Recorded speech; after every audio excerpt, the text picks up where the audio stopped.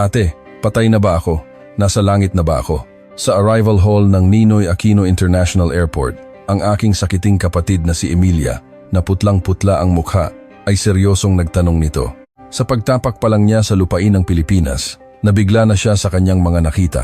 Paanong ang isang babaeng mula pagkabata ay sakitin, laging nakakakita ng multo at kinukutya ng mga kaklase ay makahahanap ng bagong buhay sa Pilipinas? At paano binago ng infrastruktura ng isang bansa ang kapalaran ng isang buong pamilya? Halina't pakinggan natin ang milagrosong kwento ng Amerikanang ito sa Pilipinas. Magandang araw sa inyong lahat. Ako si Jasmine, mula sa Los Angeles, California, at kasalukuyang isang guro ng Ingles sa isang elementarya dito sa Pilipinas. 4 na taon na ang nakalipas. Sa kabila ng mariing pagtutol ng aking pamilya, mag-isa akong lumipad patungong Pilipinas para mag-aral. Umiiyak si Lola habang pinipigilan ako, habang si Lolo naman ay galit na galit at ayaw akong kausapin.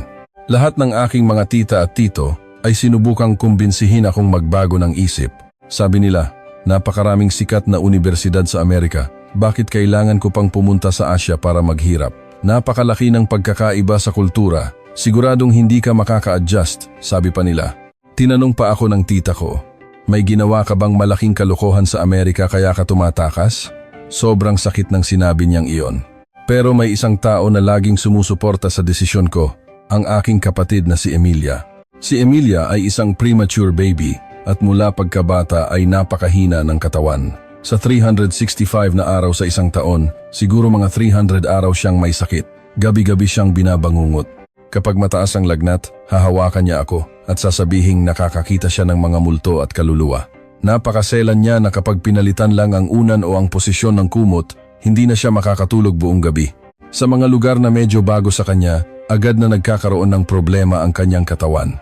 Para sa mga kaklase niya, si Emilia ay kakaiba. Maputlang mukha, malalalim na dark circles sa ilalim ng mata, at palaging balisang ekspresyon. Binansagan siyang dalagang multo. May mga bata pa nang sadya siyang inaapi. Pero si Emilia ay sobrang talino at puno ng karunungan. Sa tuwing kailangan kong gumawa ng mahahalagang desisyon, sinusunod ko lang ang payo niya at laging maganda ang resulta. Sa pagpili ng landas sa buhay, sa mga alitan sa kaibigan, laging tama ang sinasabi ni Emilia. Kaya kahit buong pamilya ko ang tumutol, sapat na ang suporta niya para bigyan ako ng lakas ng loob na tumuloy sa Pilipinas. Sabi ni Emilia sa akin, "Ate, kung iyan ang lugar na magpapasaya sa iyo, pumunta ka. Naniniwala ako sa iyo. Laging tama ang mga pinipili mo. Hindi niyo maisip kung gaano kalaking lakas ang ibinigay sa akin ng mga salitang iyon." 4 na taon na ako sa Pilipinas. Nakapagtapos ako ng kolehiyo, naging guro, at engaged na sa isang Pilipinong lalaki. Ang Pilipinas talaga ang pinakamagandang desisyon sa buhay ko. Mahusay na sistema ng edukasyon, maginhawang pampublikong transportasyon, ligtas na mga kalsada, masasarap na pagkain, at higit sa lahat, napakataas na kalidad ng pamumuhay.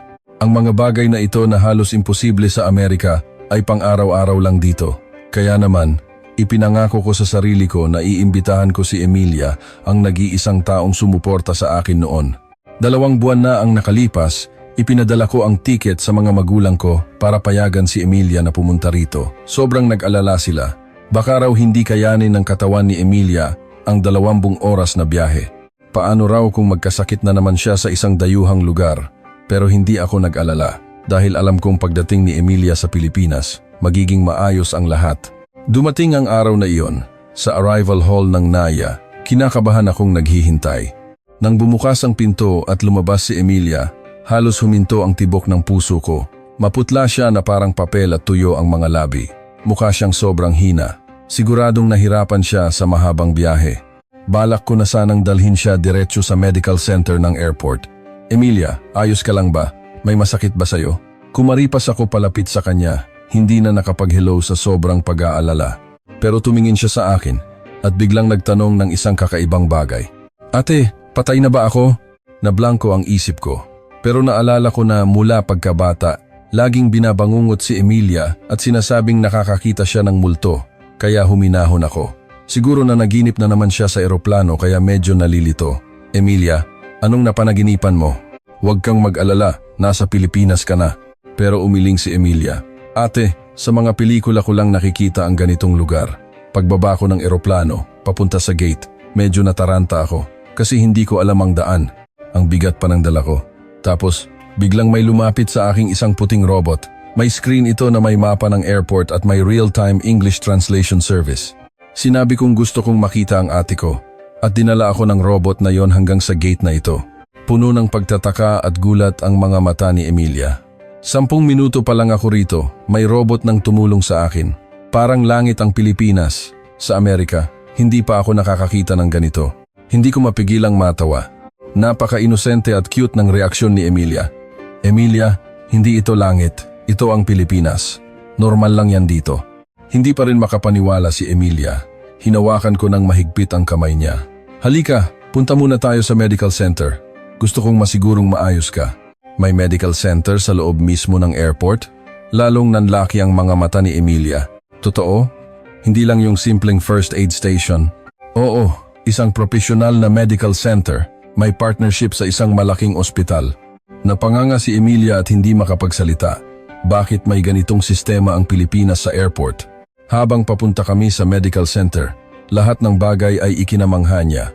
Ang malinis na sahig, ang mga signages na nasa lahat ng dako, ang magigiliw na staff at ang maayos na kapaligiran. Lalo na noong nakita niya akong gumagamit ng internet sa phone. Natigilan siya. Ate, naka-roaming ka? Ang mahal niyan. Hindi. Libreng wifi ito. Dito sa Pilipinas, maraming libreng high-speed wifi sa mga pampublikong lugar. Libre? Sigurado ka? Oo, sa airport, sa mga mall, sa MRT, kahit saan.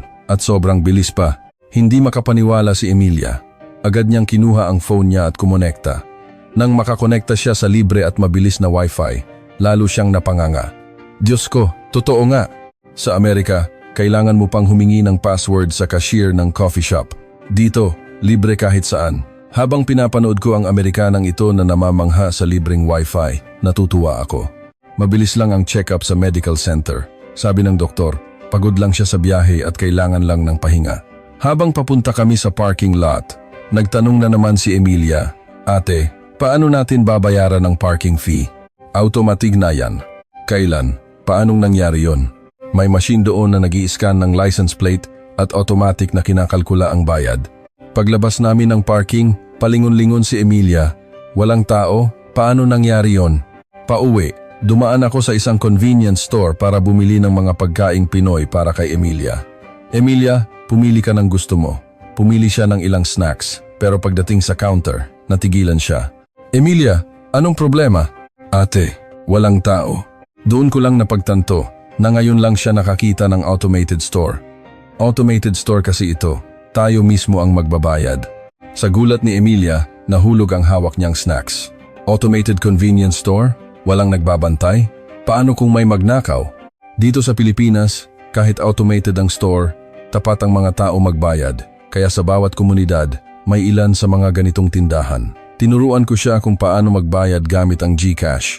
I-scan lang ang barcode sa screen. At tapos na. Patuloy na hindi makapaniwala si Emilia. Paano ito posible? Wala man lang kahit isang empleyado. Biglang namula ang mga mata niya. Anong problema, Emilia? Naalala ko lang si Mama. Sobrang hirap niya para lang sa mga gastusin ko sa gamot. Si Papa, 2 ang trabaho. Si Mama, pagkatapos ng trabaho, aalagaan pa ako. Palagi siyang pagod. Kung may ganito lang sanang tindahan sa amin, mas marami sana siyang oras para sa sarili niya. Kumirot ang puso ko. Laging nakakaramdam ng guilt si Emilia dahil sa pagiging sakitin niya at sa hirap na dinudulot niya sa aming mga magulang. Niyakap ko siya ng mahigpit. Emilia, huwag mong isipin yan. Ginagawa nila yun dahil mahal ka nila. Ngayon, nandito ka na sa Pilipinas. Dito, pwede kang mamuhay ng walang alalahanin. Tumango si Emilia habang pinupunasan ang luha.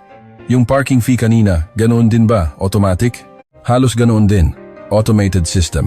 Pagdating sa bahay, naghanda ako ng pagkaing Pinoy para sa hapunan. Adobo, sinigang, at iba't ibang ulam. Sumubo si Emilia at nanlaki ang mga mata. Ate, ang sarap nito. Sa Amerika, puro mamantikang hamburger at pizza. Ngayon lang ako nakakain ng ganito. At mukhang masustansya pa.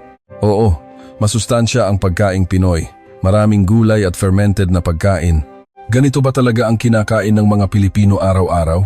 Oo, sa bahay man o sa restaurant.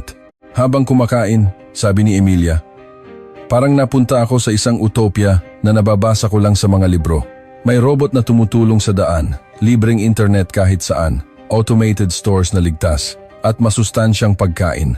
Anong klasing bansa ba ang Pilipinas? Ngumiti ako at sumagot, malalaman mo rin Emilia, mararanasan mo mismo ang tunay na Pilipinas. Kinabukasan, dahan-dahan kong binuksan ang pinto ng kwarto ni Emilia, nag-aalala kung binangungot ba siya o sumama ang pakiramdam. Sa Amerika, halos gabi-gabi siyang sumisigaw dahil sa bangungot o nanginginig sa malamig na pawis. Araw-araw ko siyang pinapakalma. Ngunit, sa aking pagkagulat, mahimbing ang tulog ni Emilia, may ngiti pa sa kanyang mga labi. Pagpasok ko, nagising siya. Ate, hindi ako nanaginip. Kahit isa, puno ng hindi makapaniwalang tuwa ang boses niya. Talaga? Ang himbing ng tulog mo? Oo, sa Amerika, imposible to. Buong gabi, hindi ako nagising kahit minsan. Hindi ko na matandaan kung kailan ako huling nakatulog ng ganito. Niyakap ko siya ng mahigpit. Mula noon, inikot ko si Emilia sa iba't ibang lugar sa Pilipinas. Noong una, maingat ako. Nag-aalala na baka bigla siyang mapagod o himatayin. Pero taliwas sa inaasahan ko, naging malakas si Emilia. Ate, ang weird. Hindi sumasakit ang katawan ko. Talaga? Oo. Sa Amerika, konting lakad lang. Hinihingal na ako at sumasakit ang ulo. Pero dito, kahit maglakad ako buong araw, okay lang. At hindi na rin ako binabangungot. Sabi ko sa kanya, siguro dahil malinis ang hangin dito, maayos ang air quality management sa Pilipinas at malinis ang mga kalsada. Tingin ko, hindi lang yon, sabi niya. Sa Amerika, palagi akong balisa. Nag-aalala ako kung mahimatay ako sa labas. Gaano kamahal ang babayaran sa ospital. Baka maging pabigat na naman ako kina mama at papa. Palagi kong iniisip yon. Pero dito sa Pilipinas, panatag ako. May medical center sa airport, libre ang ambulansya at maraming butika kahit saan. Ngayon lang ako nakaranas na mabuhay ng normal na walang inaalala. Nang marinig ko yon, naintindihan ko, ang sakit ni Emilia ay hindi lang dahil sa mahinang katawan. Ang pagkabalisa na nararamdaman niya sa Amerika, ang takot sa gastos sa ospital, ang guilt sa aming mga magulang, lahat ng psychological stress na ito ang lalong nagpapalala sa sakit niya. Ilang araw ang lumipas, dinala ko si Emilia sa SM Mall of Asia Seaside Boulevard. Sabi niya, gusto niyang magbike. Ate, ang tagal ko nang hindi nakakapag-bike. Sa Amerika, takot akong baka himatayin ako sa gitna ng daan. Dito, okay lang yan, dahan-dahan lang. Nag-rent si Emilia ng bike. Noong una, medyo alanganin pa siya, pero mabilis siyang natuto. Masaya siyang nagbike sa tabi ng Manila Bay. Nagkaroon ng kulay ang mukha ni Emilia. Ang dating maputla niyang balat ay nagkaroon ng pamumula. Ang sakitin kong kapatid na nakakakita raw ng multo ay unti-unting gumagaling sa Pilipinas. Ate, tingnan mo! Kaya ko na mag-isa! Sigaw niya. Pinanood ko ang likod niya at halos maiyak ako. Ito ang Emilia na gusto kong makita. Malusog, masaya at malaya. Noong gabing iyon, sinabi ni Emilia sa akin, Ate, gusto ko na ring mag-aral dito sa Pilipinas. Talaga? Oo. Ngayon, alam ko na kung bakit. Sa kabila ng pagtutol ng pamilya, nag-aral ka rito at pinili mong manirahan dito. Ang Pilipinas ay isang lugar kung saan kahit ang isang tulad ko ay pwedeng mabuhay. Sa Amerika, ako ay palaging yung batang may sakit. Pero dito, pwede akong maging isang normal na tao lang. Niyakap ko si Emilia. Sigurado ka ba talaga, Emilia? Oo, sigurado ako. Pagbalik ko sa Amerika, kukumbinsihin ko sina mama at papa. Isang linggo matapos bumalik ni Emilia sa Amerika, tumawag si mama. Jasmine, araw-araw na lang puro Pilipinas ang bukang bibig ni Emilia. Gusto niya talagang mag-aral diyan. Puno ng pagtataka ang boses ni mama. Ma, sobrang naging malusog si Emilia sa Pilipinas. Ni minsan, hindi kami pumunta sa ospital. Totoo ba yan? Sabi niya, 3 linggo siyang hindi binangungot. Totoo, ma. Mukhang hiyang si Emilia sa Pilipinas. Pagkatapos ng tawag, nag-message si Emilia. Ate, sabi ni mama, pupunta sila mismo dyan para tingnan. Hindi sila makapaniwala. Natuwa ako. Kung mararanasan nila mismo ang Pilipinas, siguradong maiintindihan nila. 1 buwan ang lumipas, dumating sina mama at papa, kasama si Emilia. 3 na sila ngayon ang sinundo ko sa airport. Pagkakita sa akin ni Emilia, tumakbo siya at niyakap ako. Ate, ang saya ko, nandito na ulit ako. Binati ko ang mga magulang ko. Papa, Mama, welcome sa Pilipinas. Tumingin-tingin si Papa sa paligid. Ang linis ng airport na ito. Pauwi, tulad ni Emilia, namangha rin sila sa lahat ng bagay. Nang makita nila ang mabuhay bot na tour guide, napanganga sila. May ganyang robot na naglalakad-lakad sa airport. Nang masubukan ni Mama ang libreng wifi, hindi siya makapaniwala. Libre talaga? Opo ma, kahit saan sa mga pampublikong lugar dito, may libreng wifi. Nakita nila ang automated parking system, naranasan ang automated convenience store at kumain ng pagkaing Pinoy. Unti-unting nagliliwanag ang mga mukha nila. Ilang araw ang lumipas, dinala ko sila sa Seaside Boulevard. Masayang nagbabike si Emilia. Habang pinapanood siya ni Mama, tumulo ang luha niya. Jasmine, hindi ko na matandaan kung kailan ko huling nakitang tumakbo ng ganyan si Emilia na mukhang malusog. Ma, hiyang po talaga si Emilia dito, sabi rin ni Papa. Ngayon, naiintindihan ko na kung bakit ayaw mong umalis sa Pilipinas. Isang linggo ang lumipas, nagdesisyon sila. Emilia, kung gusto mo talagang mag-aral dito sa Pilipinas, pumapayag kami. Umiyak si Emilia at niyakap sila. Salamat Papa, Mama. Ang ganda ng infrastruktura ng Pilipinas ay ginawang fan ng bansa ang buong pamilya ko. Bago sila bumalik sa Amerika, sinabi nila sa akin, Jasmine, iniisip namin kung dito na lang din kami manirahan pagkaretiro namin. Nang marinig ko iyon, napuno ng pasasalamat ang puso ko. 4 na taon na ang nakalipas, umalis ako ng bahay sa kabila ng pagtutol nila. Ngayon, ako na ang nag-iimbita sa buong pamilya ko na tumira dito.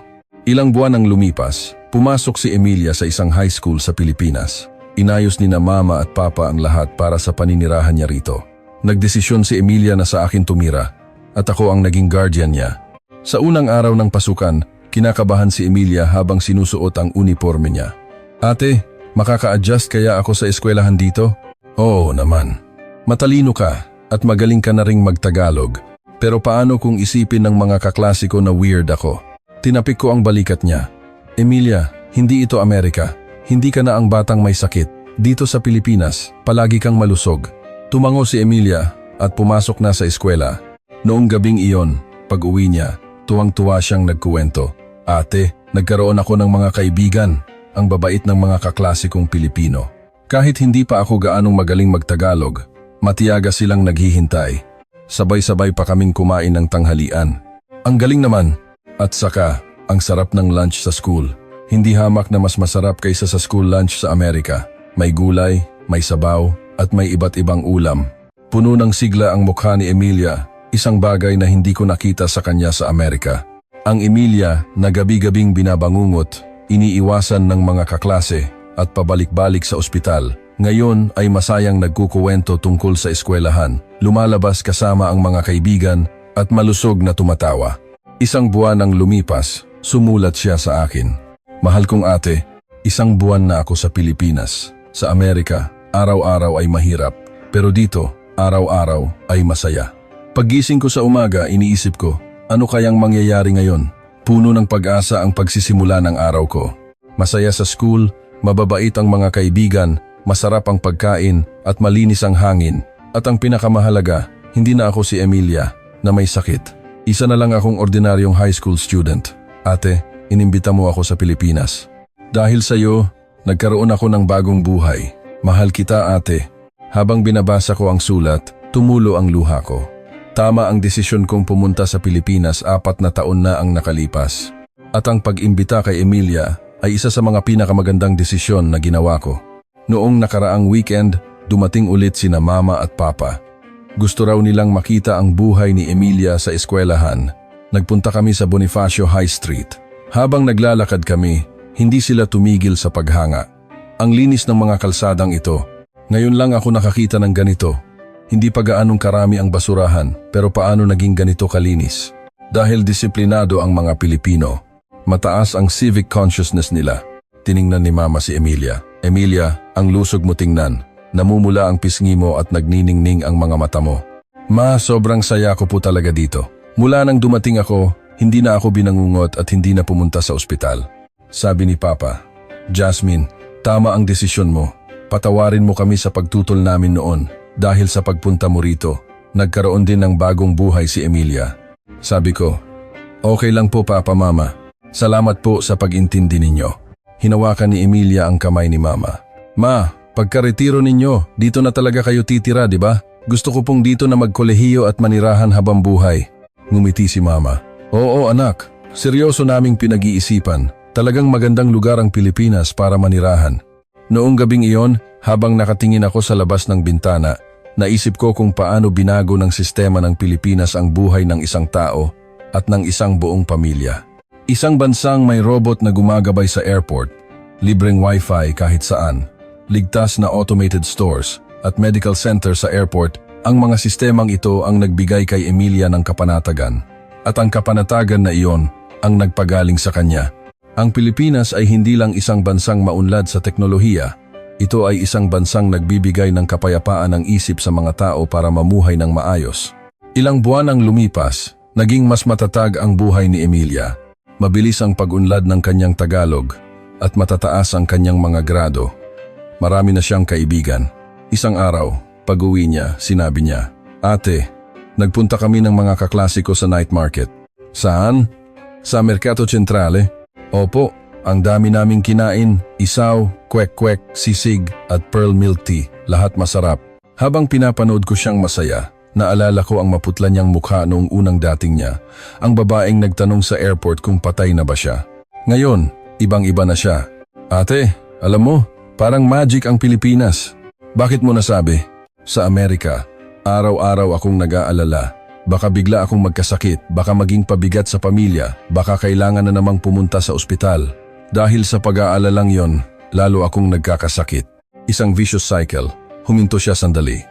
"Pero dito sa Pilipinas, ngayon ko lang naramdaman ang tunay na kapanatagan. Kumpleto ang medical system, maginhawa ang transportasyon, at ligtas kahit saan. Hindi ko na kailangang alalahanin ang mga yon. Kapag kalmado ang isip, sumusunod na gumagaling ang katawan." Tumango ako. Tama si Emilia. Ang infrastruktura ng isang bansa ay hindi lang tungkol sa mga gusali at kalsada. Ang pinakamahalaga ay ang seguridad at kalidad ng buhay na ibinibigay nito sa mga mamamayan. Kalahating taon na si Emilia sa high school. Sa loob ng panahong iyon, ni minsan hindi siya nagkasakit, ni minsan hindi binangungot. Isang araw, tumawag ang guro niya. "Miss Jasmine, napakagaling po ng performance ni Emilia sa school. Mabilis siyang natutong magtagalog at matulungin sa mga kaklase." Tuwang-tuwa ako. Noong weekend, nagdala siya ng mga kaibigan sa bahay. Nag-aral sila, nagkuwentuhan, at kumain. Tulad lang ng mga ordinaryong teenager. Habang pinapanood ko sila, napuno ng pasasalamat ang puso ko. Ito ang buhay na pinangarap ko para kay Emilia. Normal, masaya, at walang alalahanin. Nang umalis ang mga kaibigan niya, sinabi ni Emilia, "Ate, salamat." "Para saan?" "Salamat sa pagdala mo sa akin dito. Salamat sa pagbibigay mo sa akin ng pagkakataong mabuhay ng normal. Sa Amerika, hindi ko pinangarap na magkakaroon ako ng mga kaibigan, makakapunta sa night market, makakapag-bike at magagawa ang mga gusto ko." Niyakap ko siya. "Ano ka ba? Karapatan mong maranasan ang lahat ng yan." Hindi nagtagal, dumating ulit sina Mama at Papa at mas matagal sila ngayon. Gusto raw nilang pag-aralan ng mabuti ang pamumuhay dito. Dinala ko sila sa iba't ibang lugar, Maynila, Tagaytay, Cebu, Palawan. Namangha sila sa mga modernong bus at sa Skyway. Mula Makati hanggang airport, wala pang 30 minuto. "Imposible yan sa LA," sabi ni Papa. At ang linis at tahimik pa sa loob, komportable ang upuan. Habang nasa iba't ibang lugar kami, lalong nagiging sigurado sila sa desisyon nilang dito na manirahan pagka-retiro. "Talagang bagay ang Pilipinas para sa mga retirado," sabi ni Papa.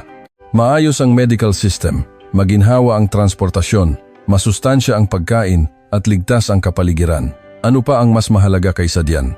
Dagdag ni Mama.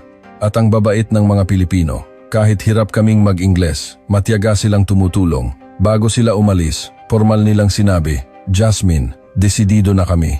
Pagka-retiro namin sa loob ng 5 taon, lilipat kami dito.' Nag-aaral na kami ng Tagalog. Niyakap ko sila ng mahigpit at hindi ko napigilan ang aking mga luha.